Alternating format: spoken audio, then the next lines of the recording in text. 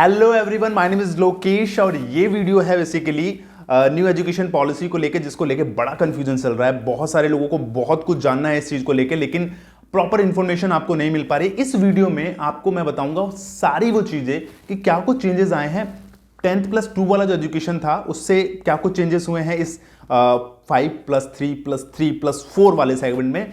सब चीजें आपको बताऊंगा एक एक करके, क्योंकि देखिए एजुकेशन में ना 2020 वैसे भी बड़ा कंफ्यूजिंग है। कोरोना वायरस कोविड-19 ने पहले काफी कुछ चीजें चेंज करी। 12th क्लास के बच्चों के एग्जाम नहीं हो पाए थे, कुछ बच्चों के एग्जाम हुए थे तो वो एडमिशन्स के लिए सोच रहे थे कि कब फॉर्म भरें कब फॉर्म निकलेंगे। अभी तक कंफ्यूजन चल रहा है। अब आ गया है ये न्यू कंफ्यूजन, जिसको बोल रहे हैं new education policy 2020।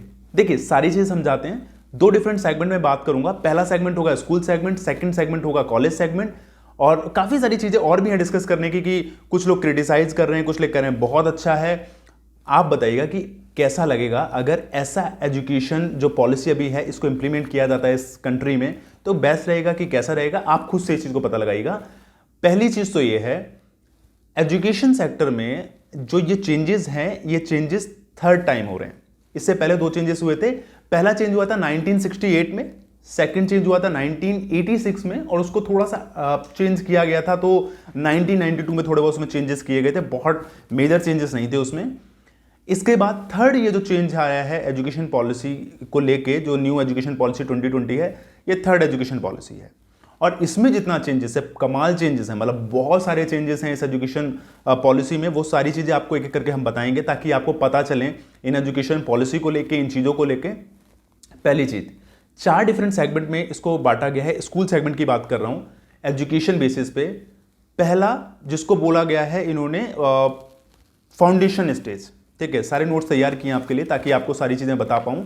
Foundation stage में 5 साल का एजुकेशन है। 5 साल के एजुकेशन में पहले 3 साल प्राइमरी स्कूलिंग है, 2 साल की आपकी प्राइमरी स्कूलिंग है। अभी तक जितने भी पब्लिक स्कूल थे, गवर्नमेंट स्कूल थे, वहां पे प्री प्राइमरी को इतना फोकस नहीं किया जाता था। मेनली ये फोकस किया जाता था या तो प्ले स्कूल्स में या फिर प्राइवेट स्कूल्स में। बट इस बार हुआ ये है कि जो आपका मेन जो एफर्ट लगाए जा रहे हैं वो लगाए जा रहे हैं कि प्री प्राइमरी को सबसे बेस्ट किया जाए। और इवन कुछ चीज़ें तो ये भी हैं कि 2025 तक 100% बच्चे एजुकेशन ले रहे हो प्री प्राइमरी में। मतलब उस साल तक जो ही बच्चे 3 साल के हो गए होंगे उसमें से 100% बच्चों को एजुकेशन मिल रही हो प्री प्राइमरी पे, उस पर भी पूरा काम किया जा रहा है। प्री प्राइमरी के लिए इंडिया में जो प्री प्राइमरी होती है बेसिकली वो आंगनबाड़ी में होती है, और अभी भी उसी को ही मीडियम चूज किया जा रहा है गवर्नमेंट के थ्रू। अब क्या चेंजेस होंगे, क्या टीचर उसके लिए अलग से होंगे, क्या ट्रेनिंग होगी उनके लिए, क्या इंफ्रा में चेंज होगा, वो सारी चीज़ें टाइम टू टाइम पता चलती रहेंगी। बट हाँ, जो आपका फाउंडेशन जो है उस पर चेंजेस किए गए हैं और 5 साल का इसको बनाया गया फर्स्ट लेवल। सेकेंड लेवल जो है वो किया गया आपका 3rd क्लास से लेके 5th क्लास के बीच में। इसको जो किया गया है इसमें मेजर ज़्यादा चेंजेस नहीं है। जो आपकी 3rd class to 5th class की जो पढ़ाई होती थी उसमें थोड़े बहुत चेंजेस हैं, बट वो बहुत मेजर चेंजेस इन 2 सालों में तो नहीं है। इसके बाद जो 3rd स्टेज है वो आपका आता है 6th class to 8th class. इसमें चेंजेस काफ़ी सारे हैं, और वो एनसीईआरटी की बुक्स के चेंजेस हैं, सिलेबस का चेंजेस हैं। यहाँ पर कुछ आपको चेंजेस मिलेंगे जिसको मिडिल लेवल भी बोला गया है यहाँ पर। इसके बाद जो 4th है, जो सेकेंडरी आपका लेवल है, सेकेंडरी एजुकेशन लेवल। इस सेकेंडरी स्टेज में क्या किया गया है, इसमें आपका 9th क्लास से लेके जो आपकी 12th क्लास है, इसमें पहले होता क्या था कि आप 10th के बाद स्ट्रीम चूज करते थे कि कॉमर्स लेना है, साइंस लेना है, आर्ट्स लेना है। यहां पर क्या क्या है कि आपको जो भी आपको सेलेक्ट करना है वो सेलेक्ट करना होगा आपको 9th क्लास के बाद ही। और सिलेक्शन प्रोसेस बड़ा अच्छा होने वाला है आपके कोर्सेज को लेके। फॉर एग्जाम्पल, मैं अगर आर्ट्स का स्टूडेंट हूं और मैं चाहता हूं कि कोई मुझे साइंस का भी सब्जेक्ट पढ़ने को मिल जाए, आपके पास ऑप्शन है। अगर आप साइंस के स्टूडेंट हो, आपको लगता है यार मुझे पॉलिटिकल साइंस पसंद है, मुझे हिस्ट्री पसंद है, मैं पढ़ना चाहता हूं, तो आप वो भी सेलेक्ट कर सकते हैं। ये जो चेंज है ये एक मेजर चेंज है कि एजुकेशन में पहली बार ऐसा हो रहा है कि आप सिर्फ अपनी परसेंटेज की वजह से आपको साइंस मिलेगी, आर्ट्स मिलेगी या कॉमर्स मिलेगा, ऐसा नहीं होगा। यहां पर आप अपने हिसाब से सब्जेक्ट सेलेक्ट करके अपना एक कस्टमाइज कोर्स बना सकते हैं, जो बेस्ट चीज है। इसके अलावा देखिए अगली जो चीज है वो है कि अभी तक मैंडेटरी एजुकेशन जो था, कि अभी तक एजुकेशन को लेके जो फ्री एजुकेशन गवर्नमेंट देती थी, या जो गवर्नमेंट चाहती थी कि बच्चे इस साल से इस साल के बच्चे पढ़ें, यानी 6 साल से 14 साल तक का एजुकेशन पहले फ्री था और मैंडेटरी था कि बच्चे पढ़ें ही पढ़ें। अब गवर्नमेंट चाहता है कि जो बच्चे हैं वो 3 ईयर से लेके 18 ईयर के बच्चे जो हैं उनको प्रॉपर एजुकेशन मिलना चाहिए और अच्छा एजुकेशन मिलना चाहिए। इवन यूएस जो है, यूएस में जो प्रॉपर डेवलप्ड कंट्री है, वहाँ पर मोस्टली 90% स्टूडेंट जो हैं वो गवर्नमेंट स्कूल में पढ़ते हैं। उनके गवर्नमेंट स्कूल बहुत बेहतर हैं। उनका जो गवर्नमेंट स्कूल का जो एजुकेशन जो तरीका है, पढ़ाने का तरीका है, वो बहुत क्लासी है, बहुत अलग तरीका है। 90% बच्चे जो हैं वहाँ पे गवर्नमेंट स्कूल में पढ़ते हैं और वहाँ पर मैंडेटरी होता है कि आप स्कूल में जाके पढ़ाई करें ही करें। यानी पेरेंट्स के ऊपर एक्शंस हो सकते हैं अगर वो अपने बच्चों को नहीं भेजते हैं स्कूल। कुछ इसी तरह से गवर्नमेंट इंडिया में भी करना चाहती है कि अब पेरेंट्स अपने बच्चों को भेजें ताकि उनको एजुकेशन मिले और 3 से 18 साल का बच्चा हो जो इस प्रॉपर एजुकेशन को ले पाए। इसके अलावा देखिए, बोर्ड एग्जामिनेशन की हम बात करें, क्योंकि सबसे ज्यादा चीजें जो है ना बच्चा जानना चाहता है बोर्ड एग्जामिनेशन को लेकर। कुछ बच्चे जो अभी 10th क्लास में होंगे, कुछ बच्चे ऐसे होंगे जो 9th क्लास में होंगे, या फिर जो बच्चे 11th क्लास में होंगे, या जो बच्चे अभी 12th क्लास में गए हैं। बोर्ड एग्जाम्स को लेके बड़ा कंफ्यूजन होगा इस चीज को लेकर कि क्या कुछ होगा बोर्ड एग्जाम में। अभी 1-2 साल तो ज्यादा चेंजेस नहीं होने वाले हैं, जैसे आप बोर्ड के एग्जाम दे रहे थे वैसे ही होंगे। बट हाँ, 2 से 3 साल में, इसको मान के चलो 2023 तक ऐसा होगा कि जो बोर्ड एग्जामिनेशन होंगे उसमें जो चेंजेस हैं मैं आपको बता दूं। पहले तो ये होगा कि 10th और 12th दो आपके बोर्ड होंगे। 10th को उतनी वेटेज नहीं दी गई है, 12th को मोस्टली वेटेज दी जाएगी ताकि आपका मेन जो है वो 12th क्लास को माना जाएगा। सेकंड चीज जो होगी, 12th के एग्जाम 2 बार होंगे साल में, बोर्ड एग्जामिनेशन 2 बार होंगे और दोनों में जिसमें भी आप ज्यादा अच्छा परफॉर्म करते हैं उसके मार्क्स आप शो कर सकते हैं कहीं, जब कॉलेज के लिए जहां भी आप जाते हैं। तो जो मेन मार्क्स होंगे आपके, वो दोनों बार में से जो भी आपको लगता है कि मेरा बेस्ट रहा है फर्स्ट सेमेस्टर में या मेरा सेकंड सेमेस्टर में अच्छा रहा है परफॉर्मेंस, उस बेसिस पे आप क्या कर सकते हैं, अपना जो भी आपका परफॉर्मेंस है उसको शो कर सकते हैं अपने एडमिशन टाइम में।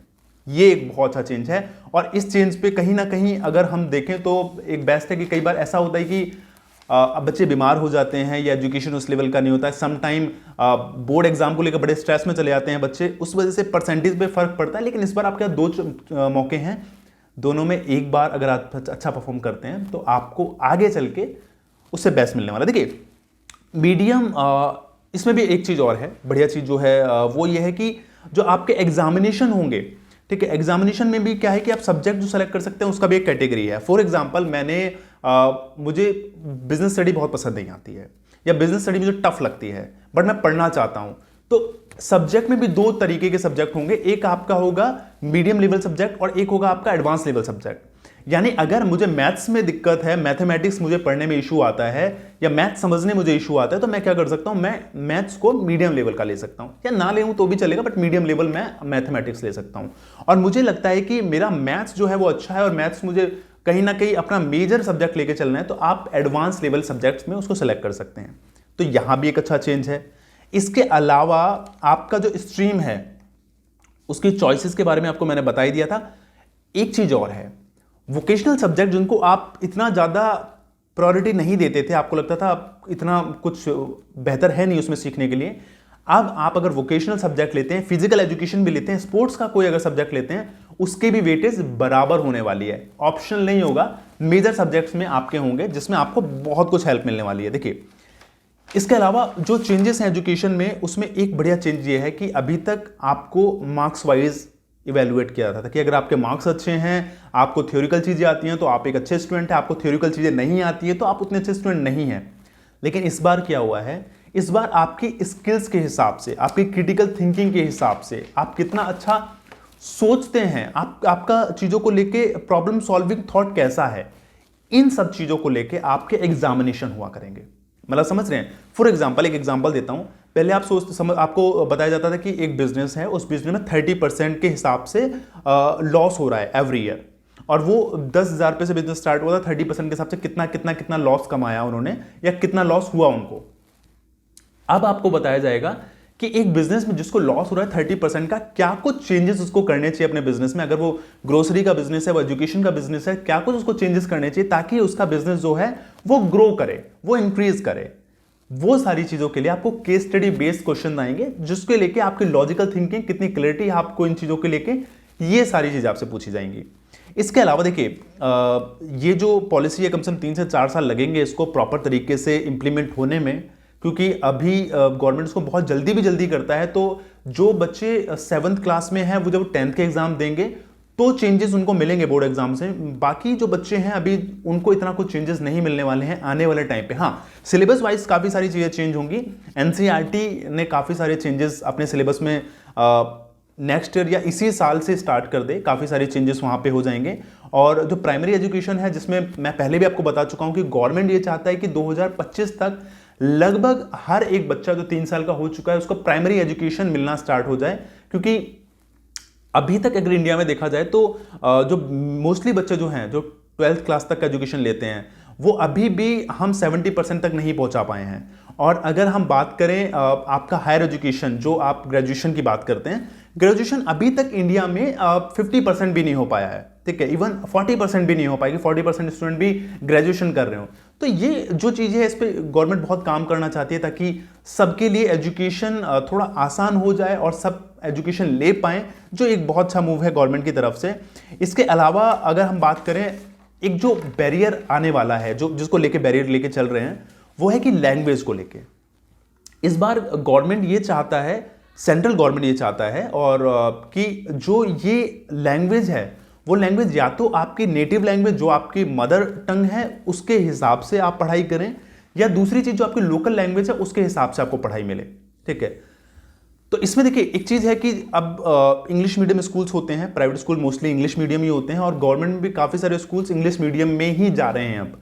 लेकिन यहाँ पर गवर्नमेंट ये चाहती है कि अगर पॉसिबल हो आपके लिए, अगर स्टेट गवर्नमेंट चाहे तो वो एक काम कर सकती है कि अगर आपकी तमिल है मदर टंग, तो उस मदर टंग को आप अपने सिलेबस में ऐड करें, और जो भी सिलेबस है वो आपके मदर टंग में होना चाहिए। यदि आप मैथमेटिक्स पढ़ रहे हैं, आप साइंस की थ्योरी पढ़ रहे हैं, ये सारी की सारी आपकी मदर टंग में होनी चाहिए, या फिर आपकी लोकल लैंग्वेज जो भी आप किसी भी स्टेट से हैं, आपकी जो लोकल लैंग्वेज है उसका उसी मीडियम से आपको वो सारी चीज़ें मिलना स्टार्ट हो जाएं आपके एजुकेशन में। हिंदी को भी कंपलसरी करा जा रहा है कई जगह कि हिंदी को कंपलसरी बनाया जाए। आपके पास जो लैंग्वेजेस हैं, लैंग्वेजेस में पहले क्या था कि आपके पास अगर 3 लैंग्वेज होती थी उसमें एक आपकी मदर टंग हो गई, सेकंड आपके पास इंग्लिश होती थी, थर्ड आप फ्रेंच या जर्मनी या कुछ भी जर्मन या कोई सी भी लैंग्वेज ले लेते थे। यहां पर जो चेंजेस हैं वो चेंजेस क्या होंगे कि आपको कम से कम 2 अपनी कंट्री की लैंग्वेज लेनी पड़ेगी। अगर पहली आपके पास तमिल है तो दूसरी आप हिंदी चूज कर लीजिएगा, थर्ड आप इंग्लिश रख लीजिएगा। लेकिन ऐसा नहीं होगा कि आप उसमें जर्मनी या फ्रेंच आप 2 लैंग्वेज पढ़ रहे हैं, आप अपनी नेटिव लैंग्वेज पढ़ रहे हैं और इंग्लिश आप पढ़ रहे हैं, तो ऐसा नहीं होगा। आपको डिफरेंट जो भी स्टेट्स हैं उनके हिसाब से जो उनकी लोकल लैंग्वेज है उसमें आपकी पढ़ाई मिलेगी। साथ में आपको चेंजेस करने पड़ेंगे इस 3 लैंग्वेज पॉलिसी में, जिसमें आपको कम से, ये भी स्टेट के ऊपर है, इसमें भी ये कि अगर आप कर सकते हैं तो बहुत अच्छी बात है, लेकिन स्टेट टू स्टेट है। जैसे आंध्र प्रदेश है, उसने अभी अपने जो भी एजुकेशन है उसको चाहते हैं कि वो इंग्लिश मीडियम में हो। उसका मीडियम ये होता है कि आप जब इंग्लिश मीडियम में पढ़ते हैं तो अगर आप किसी फॉरेन कंट्री में जाते हैं काम करने के लिए, या आप स्टेट को चेंज करते हैं, तो आपके पास एक कम्युनिकेशन मोड रहता है, आप बात कर पाते हैं। इस पर बहुत कुछ है बोलने के लिए, लेकिन हम इस पर आगे फर्दर बात करेंगे। अब हम बात करते हैं मेजर चीज कॉलेज पे। कॉलेज के लिए क्या कुछ चेंजेस, देखिए अभी जिन बच्चों ने 12th पास किए हैं आपके लिए बहुत सारे चेंजेस नहीं है, अभी चेंजेस नहीं है, लेकिन ये चेंजेस 1, 2, 3 साल में प्रॉपर तरीके से इंप्लीमेंट हो जाएंगे। क्या कुछ होगा, देखिए कॉलेज के लिए जो कॉलेज एडमिशन एंट्रेंस एग्जाम है वो उसके लिए कॉमन एंट्रेंस एग्जाम रखा जाएगा। मतलब आप किसी भी यूनिवर्सिटी में जाना चाहते हैं, किसी भी कॉलेज में जाना चाहते हैं, तो एक आपके लिए एक ही एग्जाम हो, जो आप अलग अलग स्टेट पे जाकर एडमिशन लेना चाहते हैं तो उस एग्जाम को देने के बाद आप ले पाए, ये चीज है। दूसरी चीज, इसमें एक कॉमन एंट्रेंस एग्जाम होगा।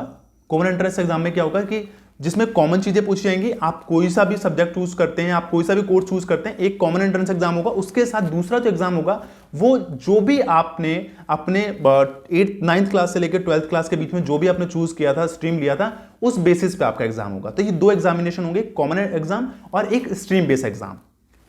इसमें अगर आप पास होते तो आप किसी भी ये भी देखिए, लेकिन ये भी ऐसा नहीं है कि ये मैंडेटरी किया गया है, इसको भी अभी ये किया गया है कि यूनिवर्सिटी और कॉलेजेस के ऊपर है कि क्या वो इस चीज को लेके चाहेंगे कि एग्जाम वो कंडक्ट करवाना चाहते हैं या नहीं। क्योंकि देखिए सिंपल सी बात है, कई सारी प्राइवेट यूनिवर्सिटीज हैं, कॉलेजेस हैं, उनको बहुत रेवेन्यू आता है सिर्फ फॉर्म फिलअप करवाने से।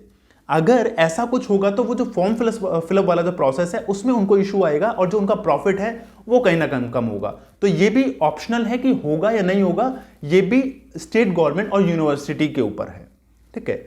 इसके अगली चीज जो है वो होगा, जो टेस्ट है ये साल में 2 बार होंगे, कि एक बार अगर आप पेपर दिया आपने और आप किसी तरह से अच्छे मार्क्स नहीं ला पाए, एडमिशन नहीं हो पाए, तो साल में 2 बार आपके ऑप्शन है कि दोबारा आप एग्जाम दीजिए, और दोबारा एग्जाम देने के बाद आपको एडमिशन मिल सकता है। इसके अलावा देखिए जेई के एग्जाम हो गए, नीट एग्जाम हो गए, क्लैट एग्जामिनेशन हो गए, ये सेपरेट रहेंगे, इसमें चेंजेस नहीं होंगे क्योंकि इसका पूरा का पूरा जो मॉड्यूल तरीका है, जो सिस्टम है वो अलग है, ये प्रॉपर अलग रहेंगे। बाकी जो यूनिवर्सिटीज के नॉर्मल जो कोर्सेज हैं, बीकॉम हो गया, बीए हो गया, इन सब कोर्सेज के लिए एक प्रॉपर एक कॉमन एग्जाम होगा जिसको हम बोलेंगे सीईई, ठीक है।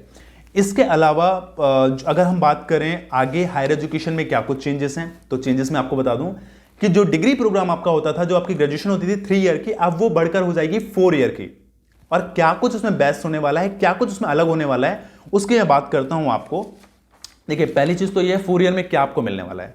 फर्स्ट ईयर मान के चलिए फॉर एग्जांपल, पहले आप क्या करते थे, आपने ग्रेजुएशन ली और ग्रेजुएशन लेने के बाद आपकी फैमिली में कोई इशू आया और आपने पढ़ाई छोड़ दी, आपको सब्जेक्ट नहीं पसंद आया, आपको लगा कि नहीं मैं इस चीज़ के लिए नहीं बनाऊं, मुझे कुछ और सेलेक्ट करना चाहिए, आपने पढ़ाई छोड़ दी, आप बैठ गए, आपने 1 साल 2 साल पढ़ाई की, आप छोड़ देते हैं तो आपको कुछ भी नहीं मिलता है, उसको कहीं भी ऐसा नहीं लगता कि आपने एजुकेशन ली है, सिर्फ आपको 12th कंसीडर किया जाता है, आपकी ग्रेजुएशन कंसीडर नहीं की जाती है। अब क्या है, अगर आप 1 साल अपना एजुकेशन करते हैं, फॉर एग्जांपल आपने बीकॉम किया और बीकॉम करने के बाद आपने पहले साल आपने ड्रॉप कर दिया फैमिली इश्यूज की वजह से, या आपको समझ नहीं आ रही थी चीजें, आपने उनको ड्रॉप कर दिया। आपको जब आप ड्रॉप करेंगे तो आपको एक सर्टिफिकेशन मिल जाएगा। 2 साल बाद आप ड्रॉप करते हैं तो आपको डिप्लोमा मिल जाएगा। 3 ईयर बाद करते हैं तो आपको प्रॉपर डिग्री, जो नॉर्मल डिग्री हमें मिलती थी वही डिग्री आपको मिलेगी। 4th ईयर अगर आप करते हैं तो आपको रिसर्च के साथ डिग्री मिलेगी, यानी आपको रिसर्च करनी होगी जिसको आप पब्लिश कराएंगे, और उसके बाद आपको जो प्रॉपर तरीके से जो आपको मिलेगी डिग्री, उसमें क्या होगा कि वो रिसर्च के साथ होगी। ये चेंजेस हैं। इसके अलावा क्या चीजें हैं आपको मैं बता दूं, हर 1 साल जो आप एजुकेशन करते हैं उसमें आपको पॉइंट्स मिलेंगे।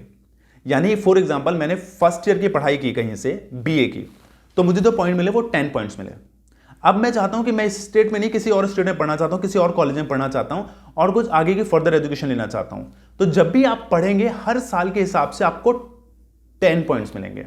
और अगर एक प्रॉपर ग्रेजुएशन के लिए जो मैक्सिमम ग्रेजुएशन के जो पॉइंट्स होंगे वो 40 होंगे, तो आपके हिसाब से 40 में आप कितने पॉइंट्स लेते हैं ये आपके ऊपर होगा, लेकिन हाँ मैक्सिमम 40 होंगे, बट 10-10 आपके हर साल में आपको मिलेंगे, तो ये भी आपके ऊपर है कि आप कितने पॉइंट्स लेते हैं। इसके बाद बात करते हैं जो मास्टर जो करते हैं। मास्टर में एक चीज है कि पहले हम करते थे ग्रेजुएशन करते थे, उसके बाद फिर मास्टर करते थे, तो 2 साल की मास्टर होती थी, कुछ कोर्सेज 3 साल की, जैसे एमसीए है 3 साल का भी होता है, तो कुछ 3 साल या कुछ 2 साल के कोर्सेज होते थे। लेकिन अब क्या होगा कि अगर फॉर एग्जांपल आपने 4 साल की अपनी ग्रेजुएशन करी है, तो आपका जो मास्टर होगा वो सिर्फ 1 ही साल का होगा, मतलब वो सिर्फ 1 साल आपको और देना है और आपको मास्टर मिल जाएगा। अगर आपने 3 साल पढ़ाई की है और अगर आप मास्टर करना चाहते हैं तो मास्टर के लिए आपको 2 साल देने पड़ेंगे, जो पुराना तरीका था 3 साल प्लस 2 साल आपको मास्टर ही मिल जाएगी। ये कुछ तरीका होने वाला है आपके कॉलेज के, जो भी आप डिग्री एंड ऑल ले रहे हैं, अगर मास्टर ले रहे हैं या ग्रेजुएशन ले रहे हैं, तो उसमें ये कुछ चेंजेस हैं। इसके अलावा काफी लोग पीएचडी के लिए जाते थे, तो पहले पीएचडी में क्या होता था कि पहले आप बीए करोगे या कोई भी ग्रेजुएशन करोगे, फिर मास्टर करोगे, फिर एमफिल करोगे, फिर पीएचडी में एडमिशन होगा। अब क्या किया है, अब आपको एमफिल करने की जरूरत नहीं है। अब आप क्या करोगे, अपनी ग्रेजुएशन करिए, 4 साल की ग्रेजुएशन करिए, 1 साल का आप मास्टर करिए, उसके बाद आप डायरेक्टली चले जाएंगे पीएचडी में एनरोल कर सकते हैं। तो आपको जो बीच का एमफिल वाला प्रोसेस है अब वो आपको नहीं देना पड़ेगा, तो इससे आपका काफी टाइम बचने वाला है।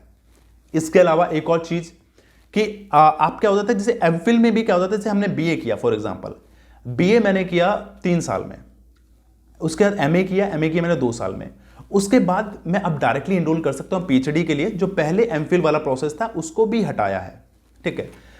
इसके अलावा अगर मैं बात करूं टीचर्स के लिए, तो टीचर्स के लिए एक और अच्छी चीज है कि यहां पर एक बीएड जो करते हैं आप, बीएड में चेंजेस क्या क्या है कि इंटीग्रेटेड प्रोग्राम बनाया है जिसको आप 4 ईयर में कर सकते हैं। 4 साल में अपना प्रॉपर आप बीएड कर सकते हैं। इसमें आपको पहले ग्रेजुएशन करनी होती थी, फिर 2 साल देने पड़ते थे, अब वो नहीं है, आप डायरेक्टली इनरोल हो जाइए बीएड के इंटीग्रेटेड प्रोग्राम में और 4 साल के अंदर अपनी ग्रेजुएशन प्लस अपना जो बीएड है वो कंप्लीट कर लीजिए।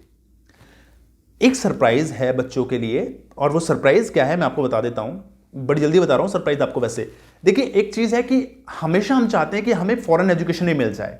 हमें लगता है कि येल यूनिवर्सिटी में पढ़ना चाहिए, कैलिफोर्निया यूनिवर्सिटी में पढ़ना चाहिए, और टॉप यूनिवर्सिटीज हैं, क्या पढ़ने को मिलेगा नहीं मिलेगा। लेकिन अब इंडिया में भी ऐसा हो सकता है कि जो फॉरेन यूनिवर्सिटीज हैं, फॉरेन कैंपसेस हैं, वो यहां पे आके अपने कैंपस ओपन कर सकते हैं और इंडिया में अपना फॉरेन एजुकेशन दे सकते हैं।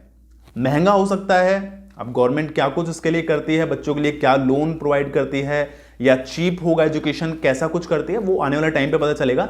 बट एक चीज है, अब आपको फॉरेन जाने की जरूरत नहीं पड़ेगी अगर गवर्नमेंट इसको इंप्लीमेंट करवा देता है तो, कि आपका जो फॉरेन में स्टे करने का खर्चा था, जाने आने का खर्चा था, कई बार रिस्क रहता था कि बाहर जाके कैसे रहेंगे, वो सारी चीजें दूर हो जाएंगी।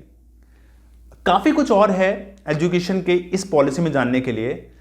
आने वाले टाइम पे कुछ टाइम बाद आपको एक नोटिफिकेशन आ जाएगा कि एक वेबिनार हम करने वाले हैं, जिस वेबिनार में प्रॉपर तरीके से इस एजुकेशन पॉलिसी को लेकर हम डिस्कस करेंगे, ताकि आप फेस टू फेस आके, ऑन कॉल आके आप बात कर पाएं, समझ पाएं कि क्या कुछ चेंजेस होने वाले हैं और इस एजुकेशन पॉलिसी में। और अगर प्रॉपर आपको नहीं समझ आया है अभी तक इस वीडियो में, तो उस चीजों में हम प्रॉपर तरीके से इस पर बात करेंगे। All the very best. और जो भी कुछ आपको एजुकेशन के लिए जानना है तो यू कैन कॉन्टैक्ट अस और प्रॉपर आपको हेल्प मिलेगी। All the very best. Thank you friends.